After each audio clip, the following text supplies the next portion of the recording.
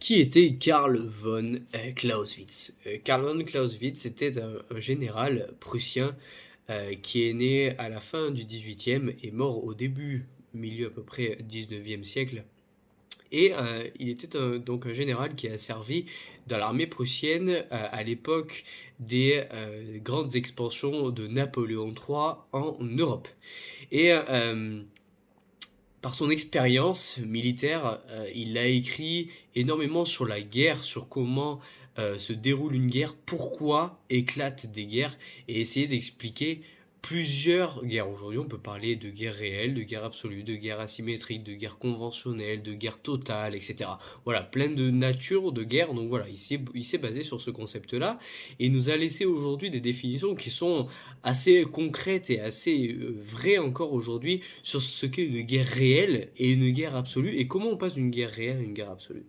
Une guerre réelle, pour lui, c'est la continuation de la politique par d'autres moyens. Tout simplement, c'est la situation à connaître de Clausewitz. Hein, voilà, en terminale, en AGGSP, c'est la base du thème sur faire la guerre, faire la paix.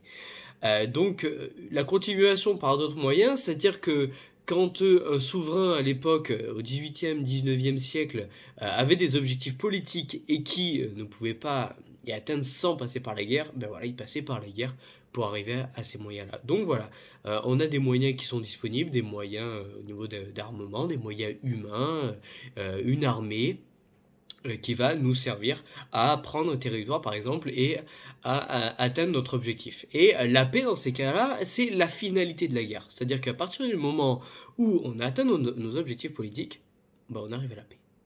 Sauf qu'on a des fois où des guerres réelles deviennent des guerres absolues, où on a cette montée un peu des extrémismes, et c'est à cette frontière entre guerre réelle et guerre absolue que Clausewitz parle de brouillard de guerre. Euh, C'est-à-dire, c'est un terme en fait qui oppose la force armée d'un État à des combattants civils avec des ressources en fait qui sont limitées. Et à partir du moment où ils sont limités et où on n'arrive pas rapidement à obtenir notre objectif politique de départ, eh bien on passe à une guerre absolue.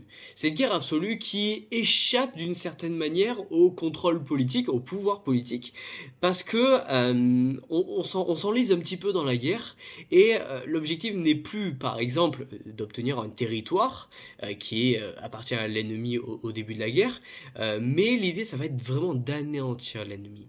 Pas juste d'anéantir l'armée ennemie, mais aussi d'anéantir les civils qui ne sont pas la cible d'une guerre conventionnelle, comme on parlerait aujourd'hui, ou de guerre réelle, selon Clausewitz. Et donc, cette fois-ci, la paix n'arrive qu'à un moment donné, on a une incapacité totale d'une partie ou d'une autre de continuer la guerre. Donc c'est-à-dire que là, il n'y a plus aucune limite, on ne passe plus dans le droit de la guerre, dont on parle aujourd'hui via l'ONU, mais on va aller beaucoup plus loin que la guerre réelle, on va tout détruire, on va anéantir l'ennemi, l'état adverse, jusqu'à ce qu'il ne puisse plus se battre, ou que moi-même je ne puisse plus me battre, et à partir de ce moment-là, interviendra la paix. Voilà, ces deux notions à connaître de Clausewitz qui sont la base des séquences sur faire la guerre et faire la paix en AGGSP en terminale.